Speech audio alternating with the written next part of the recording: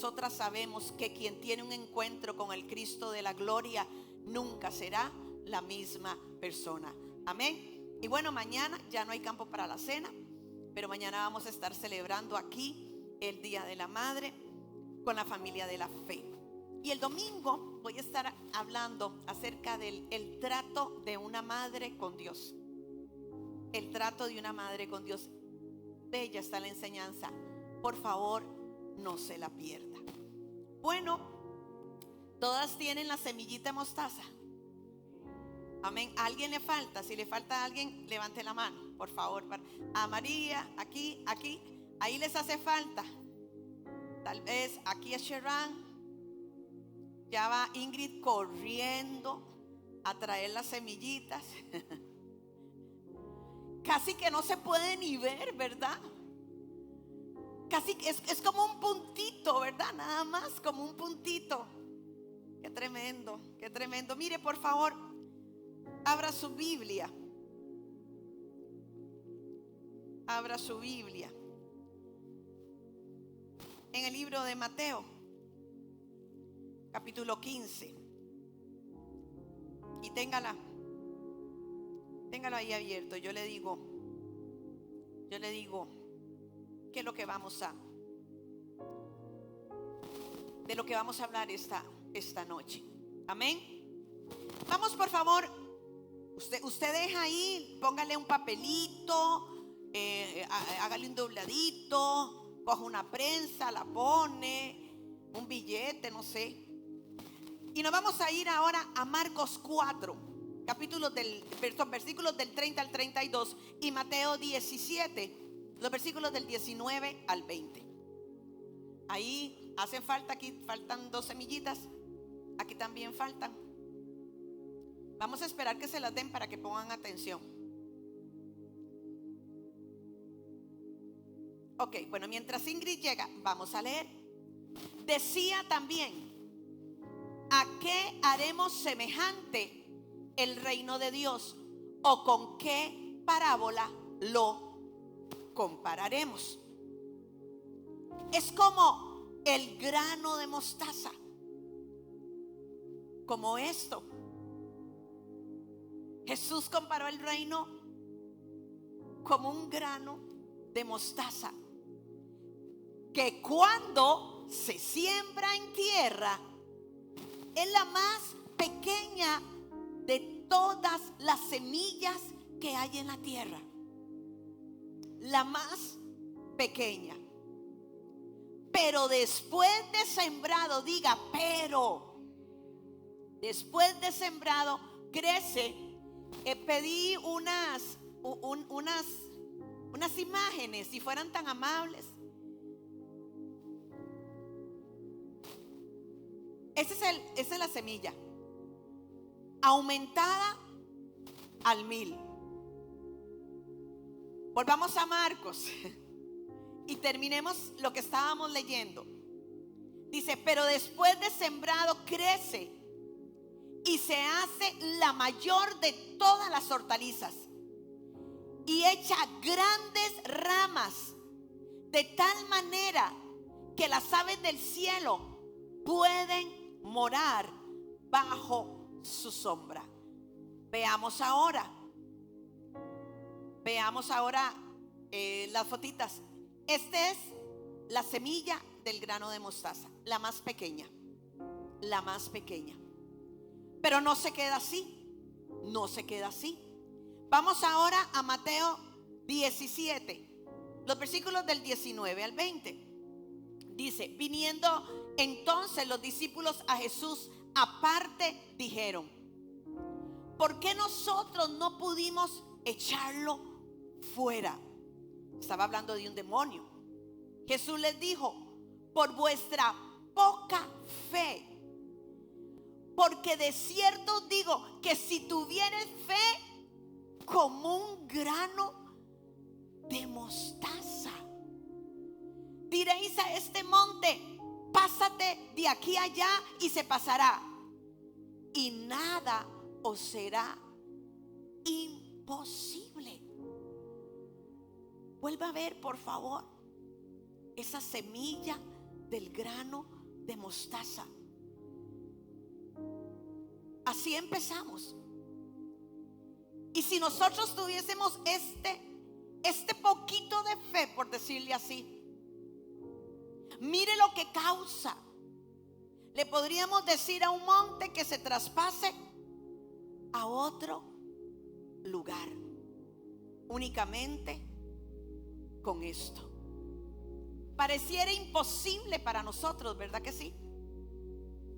Pero es lo que Dios necesita para hacer un milagro. ¿Quién lo cree? Amén. La vida del creyente no solamente es una carrera de velocidad, es una carrera de perseverancia. Perseverancia. Y en esa carrera o proceso necesitamos fe. Diga, necesito, pero dígalo fuerte, necesito fe.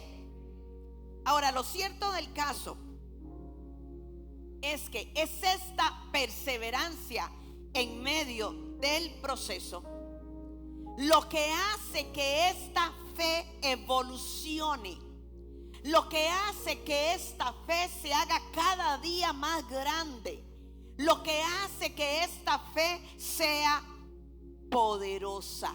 Amén, poderosa. Y vemos cómo aquí en la palabra del Señor nos habla de la fe que se asemeja al grano de mostaza. Es este tipo de fe, porque dijimos que evoluciona la fe, ¿verdad? La fe va cambiando, va transicionando, se va haciendo cada vez más fuerte y más poderosa. Pero este nivel de fe es la fe que yo necesito para las cosas cotidianas. Es la fe que necesito yo para levantarme e ir al trabajo. Es la fe que necesito para el pan nuestro de cada día. Es la fe básica. La palabra del Señor en Romanos 12:3 dice, digo pues por la gracia que me es dada a cada cual que está entre vosotros, que no tenga más alto concepto de sí mismo que el que debe de tener, sino que piense de sí con cordura, conforme a la medida de fe que Dios repartió a cada uno. Quiere decir entonces que nosotros nacemos con una medida de fe, con esta, una fe para lo cotidiano, una fe para las cosas del día, para la comida, pero es una fe pequeña. Pero esta medida de fe que Dios nos entrega no se puede quedar así. Esta medida de fe tiene que crecer. Y el próximo nivel que nos habla la palabra es cuando esta semilla, que es la más pequeña, germina. Tal vez si me pueden poner la fotico, porfa. Ahí la vemos germinar. Bueno, ya no es tan pequeña, ¿verdad? Ahora se ve mejor. ¿Por qué? Porque ya esta fe creció y germinó. Esta es la fe que yo necesito para las crisis, o la fe que tengo cuando viene la crisis, o el tipo de fe que usamos cuando estamos en crisis. Lamentablemente, muchas se quedan en ese nivel de fe y no avanzan. Viene la crisis, se agarran del Señor, creen con todo su corazón, el milagro se les da y sencillamente desaparecen. Y porque están en ese nivel y porque esas personas se mueven en este tipo de fe, es porque siempre van a estar de crisis en crisis, porque es lo que necesitan para tener fe. Y Dios no va a desperdiciar una crisis. Dios no va a desperdiciar una prueba. Sencillamente dejarla como prueba y que no sea una lección de aprendizaje. Dios lo hará para que aprendamos que hay una fe más grande y más poderosa. Yo espero aquí que nadie sea de este tipo de personas, porque le vuelvo a repetir, si usted es de este tipo de personas, usted va a andar de crisis en crisis. Ahora, ¿para qué esperar una crisis? Para tener fe, porque la fe la necesitamos para vivir. Amén.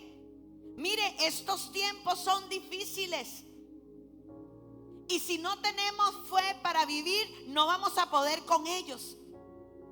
Y necesitamos fe todos los días. ¿Por qué? Porque sin fe es imposible agradar a Dios. Y usted y yo queremos agradarle. Amén. Pero hay otro nivel. Ya no es el nivel de la semilla del grano de mostaza. Ya no es el nivel de la semilla del grano de mostaza que germina, sino ahora es el árbol de mostaza, grande y fuerte. De esta semilla salió ese árbol. No se le ocurra sembrar esto en el patio, por favor. De esta semilla, de la más pequeña, sale ese árbol frondoso. Diga, fe persistente. Fe persistente. Es este tipo de fe que logra cosas grandes. Es este tipo de fe que no se conforma ni piensa en lo mínimo. Es el tipo de fe que le cree a Dios por todo. Es el tipo de fe que no se desanima, aunque nadie crea. Hay gente que sigue creyendo. Amén. Y ese es el tipo de gente que logra grandes cosas. Y esta es la meta de Dios para tu vida y para la mía. Y este tipo de personas heredan el reino de Dios. Primera de Juan 5:4. Este versículo me gusta mucho. Dice: porque todo el que ha nacido de Dios vence al mundo. Y esta es la victoria que vence al mundo, nuestra fe. Amén. En nuestra fe hay victoria. ¿Quién cree eso? Las personas que tienen este tipo de fe tan grandes son canales de bendición para otras.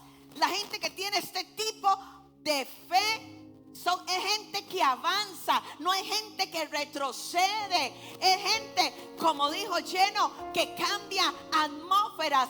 Es gente que conoce la voluntad de Dios, y como camina en la voluntad de Dios, sabe que sus peticiones son sí y son amén. Es gente que le corta la cabeza a los gigantes. Es gente que le da la gloria a Dios por todo. No se enfocan en obstáculos. A esta gente les dice enfermedad y ellos dicen sanidad. A esta gente le dicen escasez y ellos dicen provisión abundante. Es el tipo de gente que de la prueba hace testimonio, porque sabe que todo tiene que glorificar a nuestro Dios. Amén. Pero esta gente produce un ambiente de milagros de la nada, porque muchas veces no hay nada para un milagro. Pero donde no hay posibilidad, tiene que haber fe. ¿Sabe? Esto me lo dijo el Espíritu Santo ahora en la tarde. Donde no hay posibilidades, tiene que haber fe. Porque donde no hay posibilidad es donde Dios se glorifica. Amén. Dios se glorifica. Este tipo de gente le cree a Dios por los de repente. De repente. Están con la expectativa. En cualquier momento pasa. En cualquier momento sucede. Si no sucedió hoy, pues sucede mañana. Y si no mañana, pasado mañana. Ahorita viene. Ya lo oigo. Ya lo veo. Lo celebro. Amén. Es gente que camina por fe y no camina por vista. Allí es donde Dios nos quiere llevar. Amén. ¿Quién quiere estar en ese nivel? Pero antes de llegar a ese nivel, vamos a tener que ser procesadas. Ya le vuelvo a repetir, a nadie le gusta el proceso. Pero la fe que no ha sido probada es una fe que no puede ser honrada. Si tu fe está siendo probada, celebra, porque viene honra para esa fe. Viene honra para esa fe. Amén. Y yo quiero hablarles hoy de una mujer, de una mamá. ¿Dónde están las mamás? Levanten la mano. Y si usted no es mamá, también va a necesitar fe. Porque le vuelvo a repetir, todas necesitamos fe. Una mujer que Jesús la mete al proceso más duro que he podido yo observar en el Nuevo Testamento. Un proceso durísimo. Yo no sé si yo hubiese aguantado ese proceso. Yo no sé aquí cuántas hubiesen aguantado ese proceso. Yo le quiero hablar hoy acerca de la mujer cananea. Y quiero hacer una pregunta. ¿Cuántas de ustedes han tenido que esperar la respuesta de Dios? Pues yo no estoy hablando de una hora. Yo no estoy hablando de 2 días. ¿Cuántas hemos tenido que esperar años para ver la respuesta de Dios? ¿Saben? Yo he tenido que esperar por todo. Yo tuve que orar 14 años por algo más que la sanidad de mis hijos, por la vida de mis hijos. Esteban con una lesión cerebral producto del embarazo, después un cáncer de tiroides. En el proceso Andrei muere. Gabriela le da un aneurisma cerebral roto. Daniel nace con una inmunodeficiencia, un niño de burbuja. 14 años y no se acabó ahí, y no se acabó ahí. 16 años para que mi esposo se convirtiera. Ustedes saben. Y cuando se convirtió, seguí orando para que no se desconvirtiera. Y total que uno nunca deja de orar, ¿verdad? ¿Ah? Para abrir una célula de estudio aquí hace 20 años, oré y lloré por prácticamente 2 años y medio para que me dieran permiso y autorización para abrir una célula, porque las cosas se hacen en el orden de Dios. Lo que no está en orden no puede tener el beneplácito de Dios. Así que sabemos esperar, ¿verdad que sí? Aquí hay mujeres que me están entendiendo. ¿Cuántas veces nos ha parecido que Dios se calla? Que Dios no nos oye. Que el cielo no sabe lo que nos está pasando. Que Dios no sabe que estamos sufriendo. Que Dios no se da cuenta por lo que estamos atravesando. Bueno, esta mujer de esta historia experimentó esto, experimentó lo que nadie quiere experimentar: el silencio de Dios. El silencio de Dios. Y se quedaron ustedes bien calladas. Vamos a Mateo capítulo 5, versículo 21. Mateo 5, 21 dice así: saliendo Jesús de allí, se fue a la región de Tiro y de Sidón. Les quiero contar que esta historia es narrada también en Marcos, capítulo 5, de una manera más breve, más escueta. Mateo da más información. Mateo nos dice que era una mujer cananea. Marcos nos dice que era una sirio-fenicia que hablaba griego. Mateo nos habla de la región de ella. Marcos nos da información acerca de su cultura. Entonces es conocida como la mujer cananea o la mujer sirio-fenicia. Y dice la palabra, empieza el versículo: saliendo Jesús de ahí. Y vamos a ubicarnos en el contexto de esta historia porque es muy importante entenderla. Jesús venía de hacer milagros, pero Jesús venía inmediatamente de haber discutido con los fariseos. Aquellos hombres religiosos que conocían mucho de la ley, mucho de la palabra, pero conocían poco del amor de Dios y de la misericordia. Los religiosos que les estorba el pecado ajeno, pero no el pecado propio, porque es más fácil ver para afuera que ver para adentro. Amén. Y muy probablemente Jesús estaba cansado, porque hay discusiones que cansan, ¿verdad que sí? Usted no dice, ay no, qué cansado hablar de lo mismo todo el tiempo, discutir de lo mismo todo el tiempo. Pues a Jesús le pasó. Y los estudiosos dicen que muy probablemente también como Jesús venía cansado, Jesús quería descansar.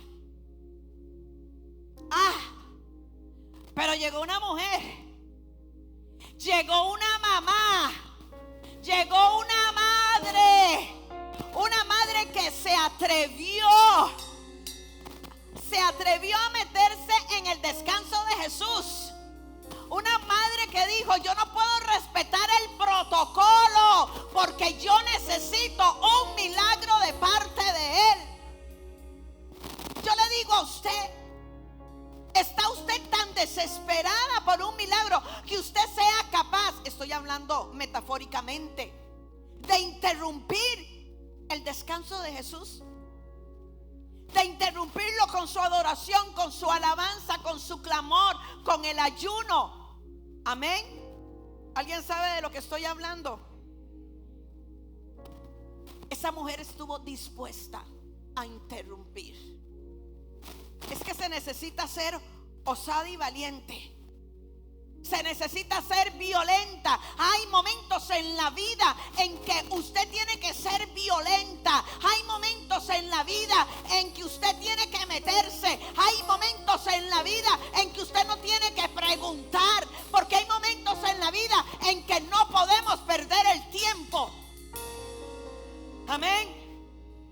Versículo 22. Versículo 22 dice: y he aquí una mujer cananea que había salido de aquella región, clamaba diciéndole: Señor, hijo de David, ten misericordia de mí. Mi hija es atormentada gravemente por un demonio. El clamor de una madre, el clamor más profundo, más desgarrador de una madre. Y dice que era una cananea, era una idólatra, era una pagana. En Caná se adoraba a Baal, se practicaban sacrificios humanos y la prostitución sacerdotal, tanto de hombres como de mujeres. Y los estudiosos, algunos por ahí que conocían a la familia, dicen que esta mujer era una prostituta sacerdotal. Lo cierto es que ella no formaba parte del pueblo de Israel. Lo cierto es que este pueblo era enemigo del pueblo de Israel. Aquella mujer no tenía nada a su favor. Aquella mujer lo tenía todo en contra. aquella mujer no entraba dentro del pacto para el pueblo de Dios. Aquella mujer estaba marginada de las promesas. Era una pagana. ¿Qué significa esa palabra? Sin Dios. Sin Dios. Es que muchas veces esa fue nuestra condición. Sin Dios. Efesios capítulo 2 versículo 12. Dice: en aquel tiempo estabais sin Cristo, alejados de la ciudadanía de Israel, ajenos a los pactos de la promesa, sin esperanza y sin fe en el mundo. Y la otra traducción dice: sin Dios, sin fe y sin esperanza. Todas en algún momento fuimos cananeas. Cuando vivíamos nuestra vida a nuestra manera. Cuando pensábamos que no teníamos por qué dar cuentas. Y en este contexto, la mujer empieza a clamar: Señor, Hijo de David, ten misericordia de mí. Mi hija es gravemente atormentada por un demonio. Y busqué la traducción, y ¿sabe cuál es la traducción de demonio? Demonio. No se puede decir de otra manera. La atormentaba un demonio. Pero esta expresión, Señor, Hijo de David, era una expresión de pacto. Era una expresión de herencia. Cuando se decía Señor, Hijo de David, se estaba reconociendo que el Mesías saldría del linaje de David. El que hablaba de esta manera tenía que ser judío. Si yo vengo aquí y les hablo patuá, ¿de dónde soy? De Limón. ¿Por qué? Porque en ningún lugar de Costa Rica se habla patuá. Bueno, ya aquí ni casi, ¿verdad? Pero nosotros oímos hablar patuá y decimos que es un limonense. ¿Por qué? Es parte de nuestra historia, es parte de nuestra cultura.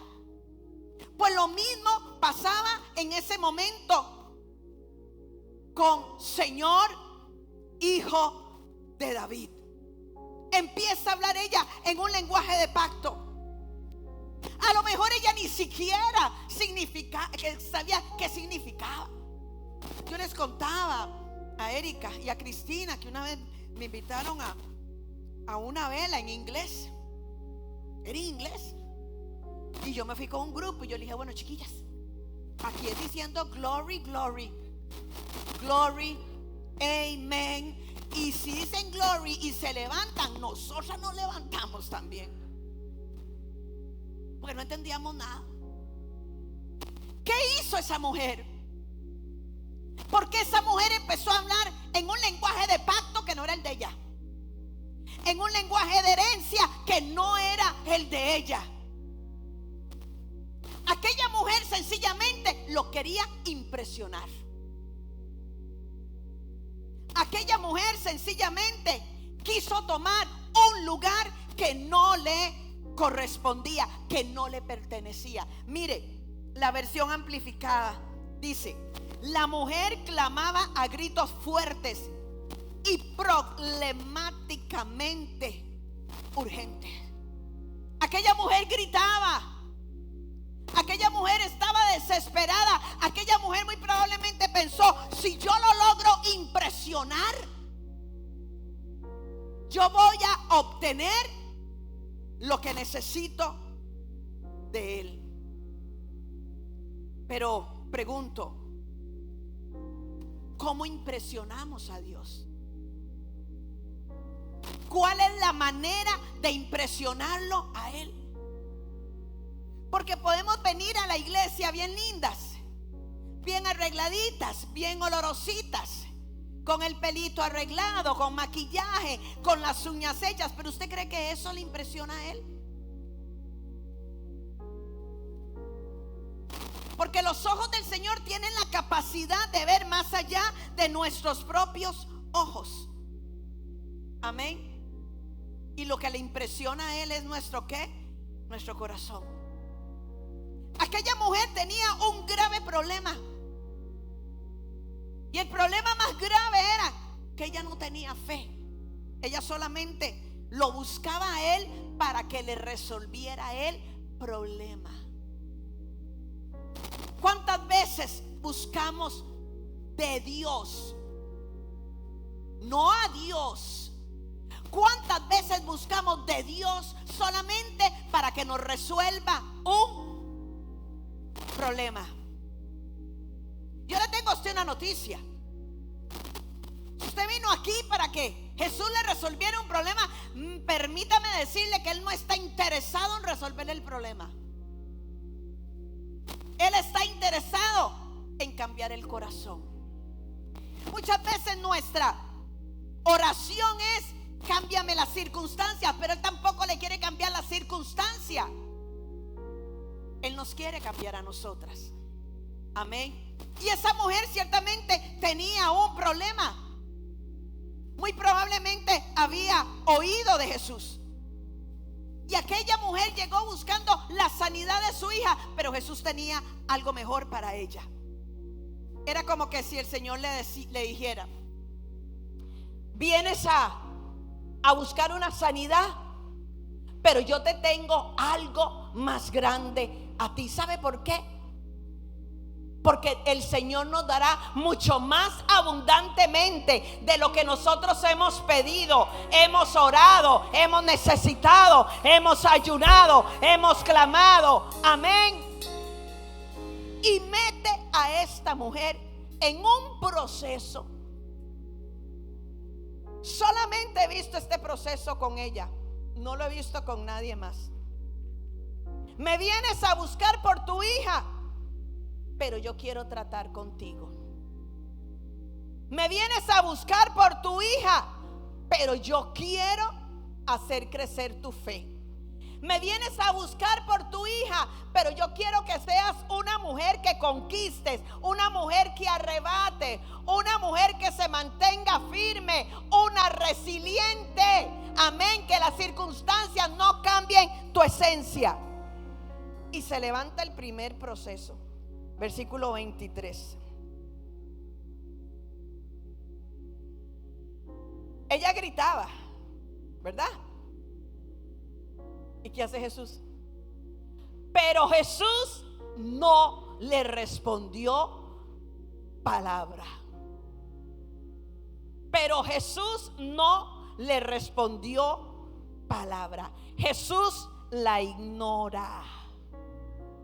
Le vuelvo a repetir, nadie quiere vivir esto, el silencio de Dios. Jesús la ignora. No la ignoró el sacerdote de la sinagoga. No la ignoró un levita. La ignora Jesús. ¿Pero por qué hace eso? El Espíritu Santo me decía hoy en la tarde: porque hay lecciones que solamente se aprenden cuando Dios hace silencio. Se lo voy a decir en árabe. Hay lecciones que solo aprendemos cuando Dios hace silencio. Amén. Amén. Cuesta decir amén, pero tenemos que decir amén. Sofonías 3:17 dice: Jehová está en medio de ti, poderoso. Él salvará, se gozará sobre ti con alegría, callará de amor, se regocijará sobre ti con cántico. Mire qué tremendo. Cuando Dios calla es por amor. ¿Quién puede entender eso? El problema era que ella buscaba algo momentáneo, temporal, la sanidad de su hija. Pero Dios le tenía algo eterno, algo para siempre. ¿Usted me entiende? Muchas veces lo buscamos a Él por algo temporal, y en esa búsqueda lo que encontramos es lo eterno de Él, la la salvación, porque la salvación es eterna. Vamos por un problema, pero lo encontramos a Él. Vamos en medio de una prueba, pero lo encontramos a Él. Bendita prueba, bendito problema que nos trajo a los pies de aquel que es todopoderoso para hacerlo todo, valga la redundancia. ¿Dónde están los músicos? Músicos, acá. ¿Y la teacher? ¿Dónde está la teacher? Yo la vi. ¿La teacher? De la teacher. ¿Es cierto o no es cierto que en la música el silencio es una nota? En la música el silencio es una nota. Y muchas veces en nuestra vida el silencio de Dios nos habla. Amén. Muchas veces en nuestra vida, cuando Dios hace silencio, es nada más el preámbulo de que viene una respuesta. Amén. Muy probablemente en esos momentos el Señor le susurraba y le decía: yo tengo algo más grande. Pero ella no oía, porque como Jesús no le respondía, ella gritaba peor que yo. Muchas veces también nuestros gritos, los de aquí adentro, ahogan la voz de Dios. Y no podemos oír lo que Él nos está diciendo, porque por dentro estamos gritando. Y ella gritaba más y gritaba más. ¿Y sabe con qué estaba tratando aquí Dios? Con el orgullo. Diga, el orgullo, que es la puerta de todos los demonios. ¿Qué hubiéramos hecho nosotras? ¿Qué hubiéramos hecho nosotras? Jesús nos ignora. Jesús no nos habla. ¿Qué hubiéramos hecho? Muy probablemente damos media vuelta. ¿Y qué se cree este? ¿Ah? ¿Qué se cree? ¿Qué le pasa? ¿Ah? ¿Verdad? ¿O no? Aquí nadie hubiera hecho eso. Si hubiéramos hecho eso, es parte de nuestra naturaleza. Y mire, continúa. Vamos al versículo 23 otra vez. Dice: pero Jesús no le respondió palabra. Entonces, acercándose sus discípulos, le rogaban diciendo: despídela, pues da voces tras nosotros. Ahora no es solamente que Jesús la ignora. Ahora los discípulos la mandan a callar, la mandan a echar. No la soportamos. Algunos estudiosos dicen que lo que los discípulos le dijeron a Jesús fue: dale lo que ella te está pidiendo para que se vaya rapidito, porque nos tiene locos con esos gritos. Estaban cansados de ella. Pero sabe, cuando se trata de nosotros, Jesús no se cansa. Amén. Cuando se trata de nosotros, Jesús no se cansa. Y si en el proceso anterior estaba lidiando con el orgullo, aquí Jesús estaba tratando con la fuerza de voluntad, la determinación. Diga, determinación. Ya para acá todas nos hubiéramos ido, ¿verdad que sí? ¿Ah? Jesús no le habla. Los discípulos la quieren echar. Dígame, ¿usted hubiera permanecido? No, si por menos cosas la gente se va de la iglesia. Ajá. Ajá. Hay gente que se va de la iglesia. Usted no, porque aquí está. Pero a lo mejor le ha pasado que la pastora pasó y le dio besito aquí. A mí no me dio besito. No le di besito porque no la vi. De verdad, si no le hubiera dado besito. Que la gente se enoja porque se les exhorta y se van. Y a esta mujer Jesús la ignora. Los discípulos la quieren echar y ella permanece. Dígame una cosa: ¿cuántas veces se ha sentido decepcionada de la familia? Pero sigue siendo familia. De los hijos, pero siguen siendo hijos, ¿verdad? Usted no dice, pues ahora de aquí en adelante yo soy su ex mamá y ustedes son mis ex hijos. Eso no existe. ¿Quiénes aquí se han decepcionado en el trabajo? Pero usted sigue trabajando. Usted tiene que seguir yendo al trabajo, ¿verdad? Y si pregunto, ¿quiénes aquí se han decepcionado por algo que alguien de la iglesia le hizo? Hubiéramos todos levantado la mano, ¿verdad que sí? ¿Y por qué, si la familia sigue siendo familia, si seguimos yendo al trabajo, si seguimos yendo a un restaurante donde no nos atienden bien, por qué nos tenemos que ir de la iglesia? ¿Ah? A Jesús no lo querían en las sinagogas, pero Jesús iba a las sinagogas. Aquí es Dios tratando con la determinación, con la fuerza de voluntad. Porque muchas veces lo que necesitamos en medio del proceso es determinarnos, tener clara nuestra meta, tener claro lo que nosotros queremos, tener claro a dónde queremos llegar. Esa mujer dijo, yo no me voy de aquí hasta que mi hija no sea sana. Me pueden echar, me pueden correr, me pueden decir lo que sea, yo estoy aquí con un objetivo claro. El enemigo busca cómo desenfocarnos, ¿verdad que sí? A veces nos cuesta enfocarnos. Vamos al versículo 24.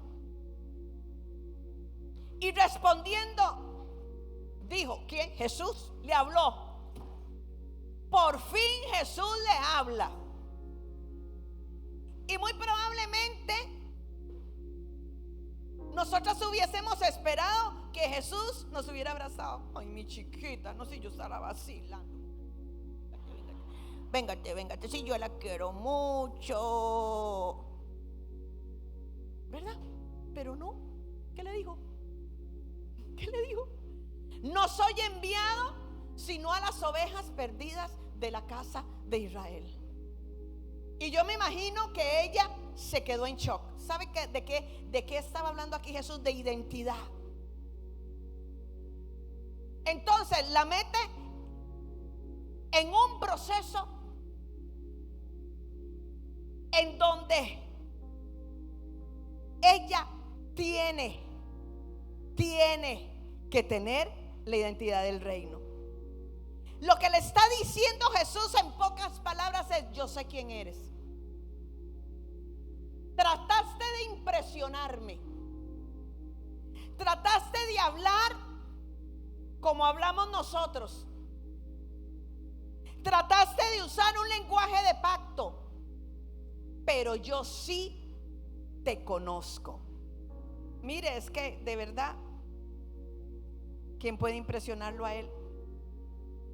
Tú eres una cananea, eres una pagana. Yo no soy tu Dios. Y como yo no soy tu Dios, tú no eres mi hija. Me buscas solamente porque necesitas algo. Me buscas porque sabes que yo soy el único que tiene la respuesta. O sea, le dijo: no calificas. ¿Cuántas veces le dijeron a usted que no calificaba? No, créame que yo no calificaba. Yo para el hombre no calificaba, pero para Dios sí. Amén. ¿Cuántas veces te han hecho pensar: es que esto no es para usted? Porque el que nació para maceta, del corredor no pasa. ¿Cuántas veces has escuchado personas burlándose de usted? Y ciertamente ella no calificaba. Pero es que Jesús necesitaba que ella se empezara a ver como Él la veía. Sí, había llegado como una pagana, había llegado como una idólatra, tal vez hasta como una prostituta había llegado, pero así no se iba a ir. usted sabe, y yo lo he dicho, no es como usted llegue a Jesús, es lo que Jesús piensa hacer en usted. No fue de donde Él la sacó, es donde Él la piensa llevar. Amén. Porque antes comíamos las algarrobas de los cerdos, pero hay una mesa que está preparada, hay una silla que lleva su nombre. Amén. Hay un vestido nuevo, hay calzado nuevo, hay anillo nuevo. Amén. Y lo que estaba haciendo Jesús con esta mujer era: necesito que tomes tu identidad. Jesús sabía cómo era ella, pero Jesús también sabía que Él quería cambiarle su historia. Versículo 25 dice: entonces ella vino y se postró ante Él diciendo: Señor, socórreme. La Biblia amplificada dice: pero ella se le acercó, postrándose a Él, le adoró. Y esto me impacta. Y continuó orando, diciéndole: ayúdame. Ya esa mujer no gritaba. Yo estoy así, pero por la prédica, ¿verdad? Ya esa mujer no gritaba. Ya esa mujer no trataba de impresionarlo. Ya esa mujer se había dado cuenta que con Jesús ella no podía hacer eso.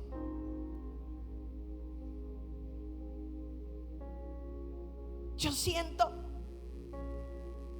que empezó esta mujer a sentir paz en su corazón, porque usted no puede adorar en el estado en que estaba esta mujer. Ella empezó a adorar. Ella empezó a adorar.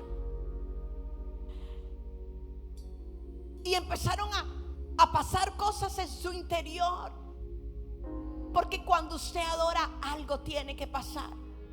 Cuando usted adora, algo tiene que suceder. Cuando le adoras, algo sucede cuando le adoras.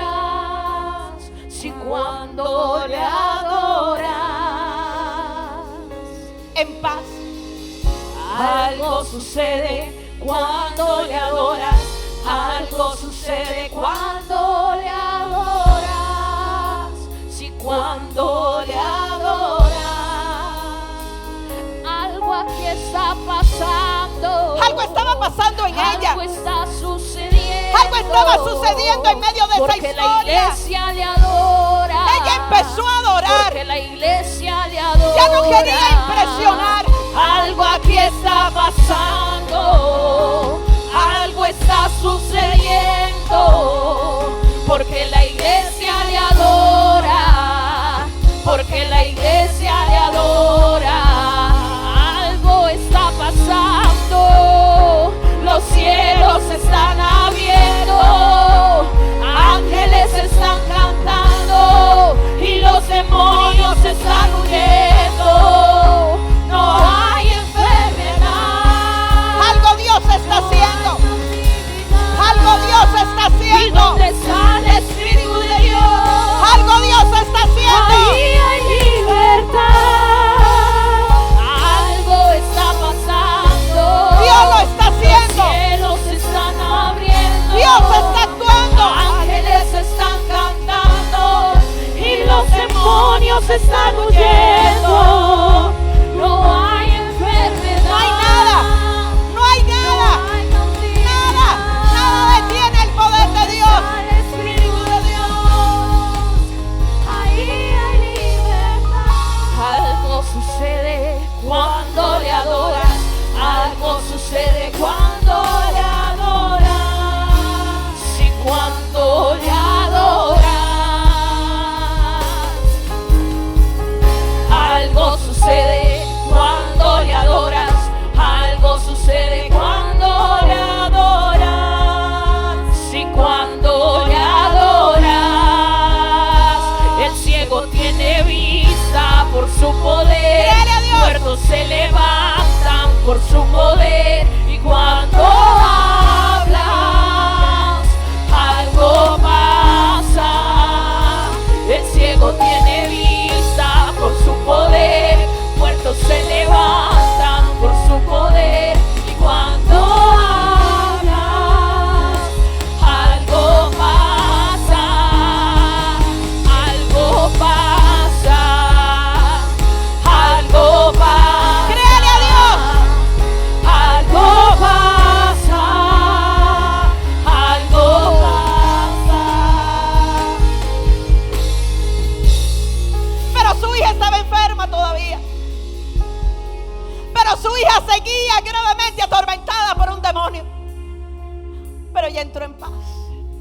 ella entró en paz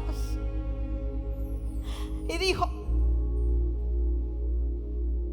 yo no voy a tocar su mano, porque muchas veces buscamos tocar la mano de Dios para que Él haga. Yo le voy a adorar para tocar su corazón. Ya aquella mujer era diferente, ya no era la misma mujer que había llegado, ya no era la mujer que no tenía a Dios. Es que llegó buscando sanidad y estaba encontrando salvación. Proscuneo, adorar, la palabra proscuneo, que significa arrodillarse, caer postrado como un perro, lamiendo la mano de su amo, en posición de humildad. Nunca somos más grandes que cuando caemos en proscuneo, en adoración. ¿Sabe qué significa adoración? Amar en extremo. ¿Sabe? En ese momento, ella sintió que lo amaba más a él que a la hija. Porque a veces amamos más a los hijos, al marido, a no sé quién más, que a él. En ese momento se arrodilló, proscuneo. Sus prioridades habían cambiado. La forma de ver la vida había cambiado. La forma de pedir había cambiado. Se dio cuenta que no era por lo que ella podía hablar o decir, era la actitud del corazón la que estaba viendo Jesús.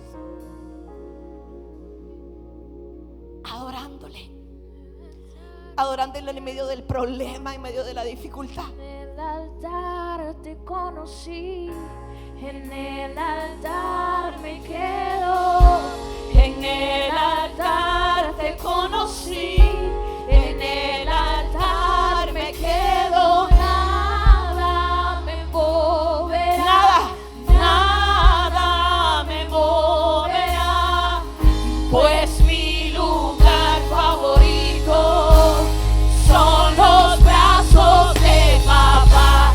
En el altar te conocí, en el altar me quedo, en el altar te conocí, en el altar me quedo. Nada me moverá, nada me moverá, pues mi lugar favorito son los brazos de papá.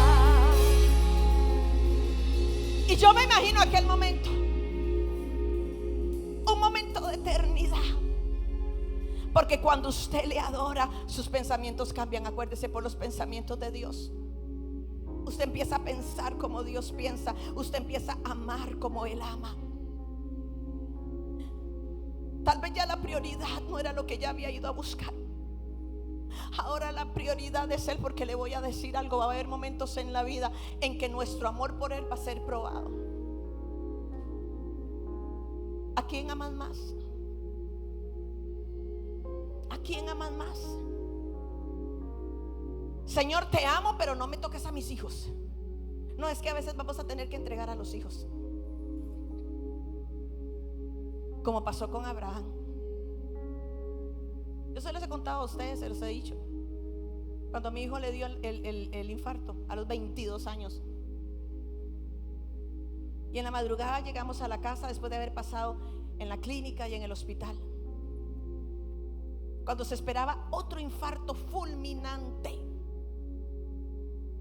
Y ese día, esa noche cuando llegamos a esa madrugada que llegamos a la casa, yo lo primero que hice fue subir al cuarto de Daniel y oler su ropa.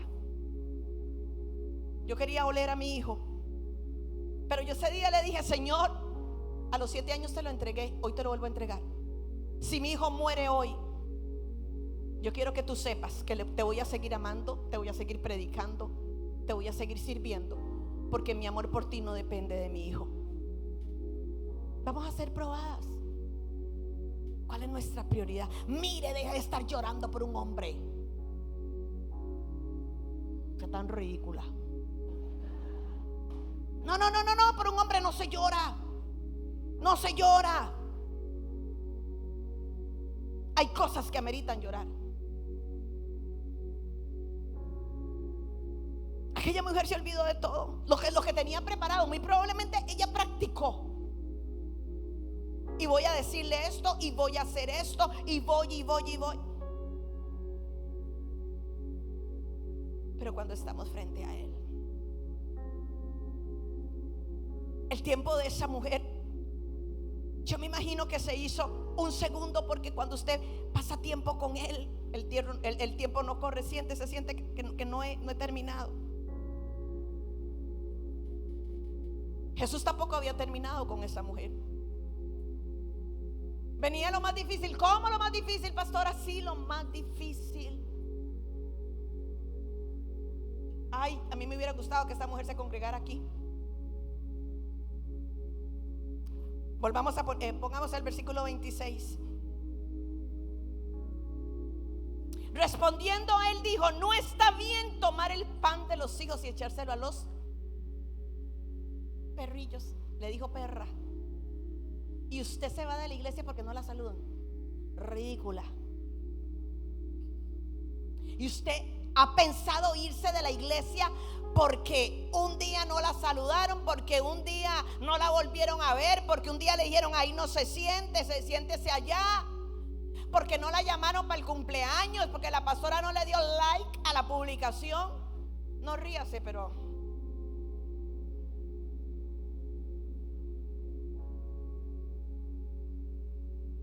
y a esta mujer le dijeron perra.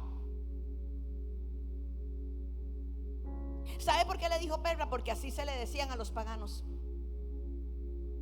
Así se le decía a los que adoraban otros dioses. Y ella estaba en esa condición. Le vuelvo a repetir: usted y yo nos hubiéramos ido. A mí me dicen perra y yo no sé qué hace mi marido.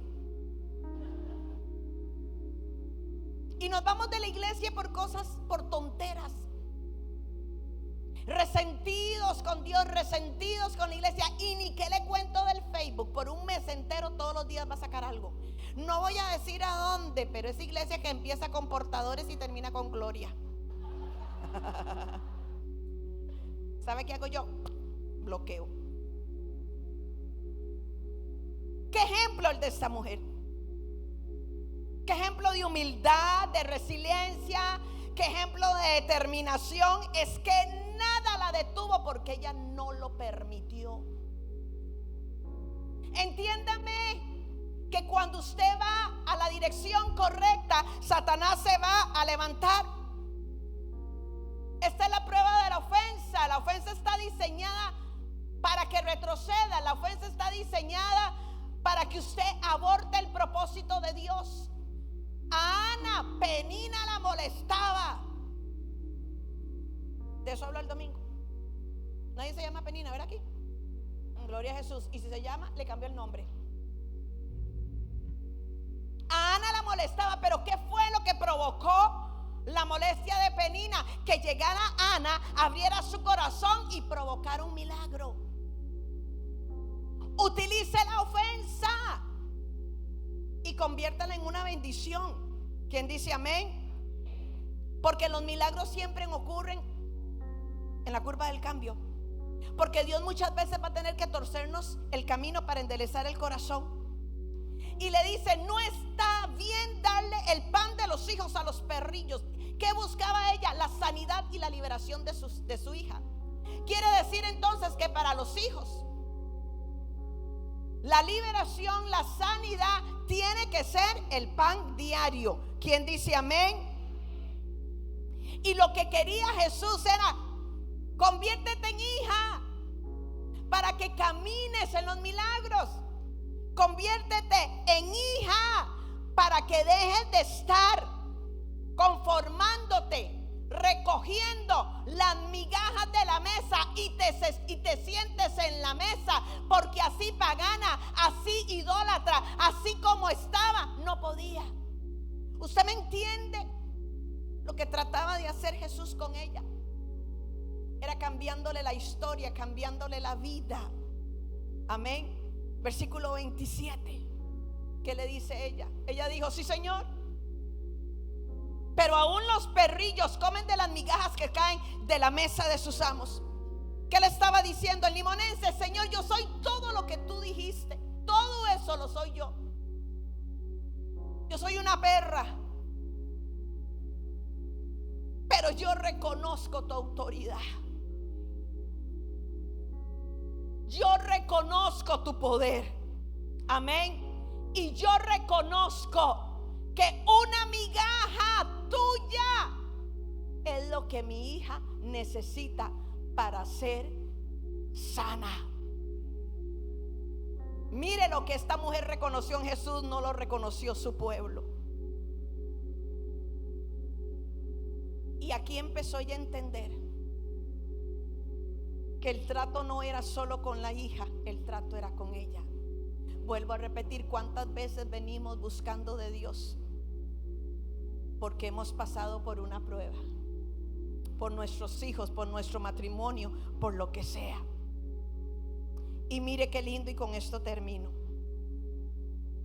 Mateo 15, 28, y luego vamos a Marcos 7, 29, 30. Entonces respondiendo Jesús dijo: oh mujer, grande es tu fe. La palabra aquí es megapistis. Fe en griego es pistis, pero esta mujer tenía megapistis. Oh mujer, tu fe es grande. Oh mujer, tu fe provoca milagros. Oh mujer, tu fe te ha dado la respuesta. Oh mujer, tu fe ha cambiado tu historia y la historia de tu hija. Oh mujer, hágase contigo como quieras.